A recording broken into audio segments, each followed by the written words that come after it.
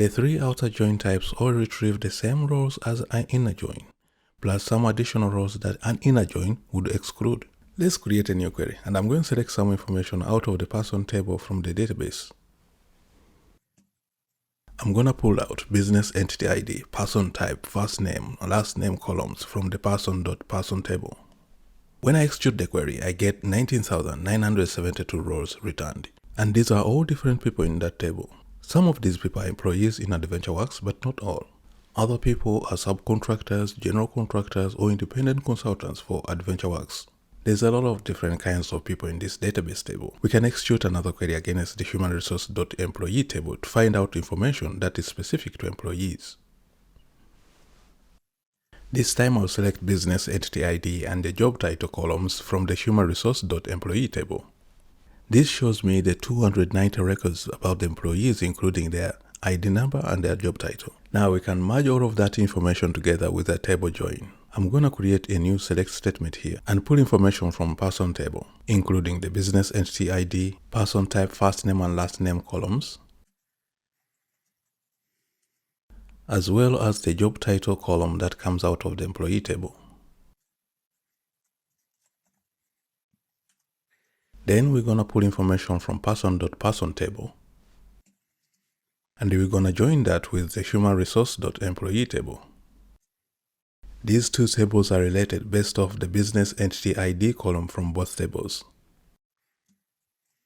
Because I didn't specify what type of join here, I just said join, when I execute the query, SQL Server is going to assume that I mean an interjoin and it will return 290 rows. These are just records for 290 people that are actually employees.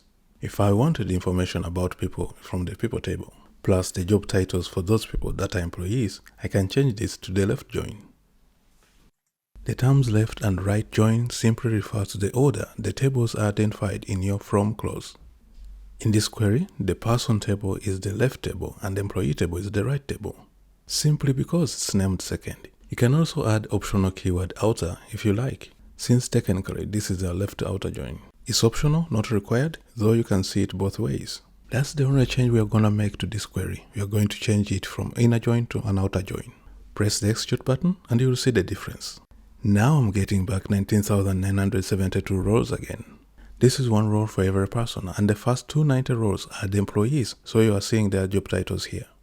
If you scroll through though, eventually you come to the people that are not employees and their job title column simply gets null values. The inner join is by far the most common type of join they will use, and the left outer join is used occasionally. The other outer joins, right and full, are less common, but here and there you might have a reason to use them. If I change this instead of left outer join to a right outer join, this will cause the query to get all of the employees plus any information that is found in the person table.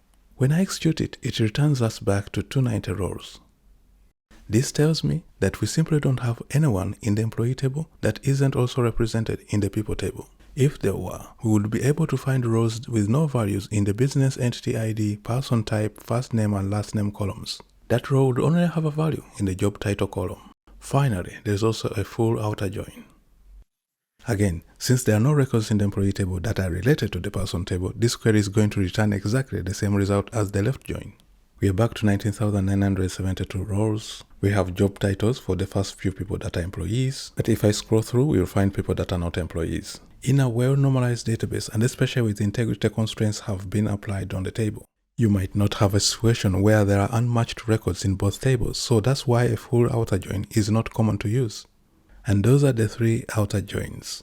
Use the left join when you want all the information from the first table plus matching details where available from the second. A right join will return everything from the second table and matching details from the first. And a full outer join will return all records from both tables regardless of matching values.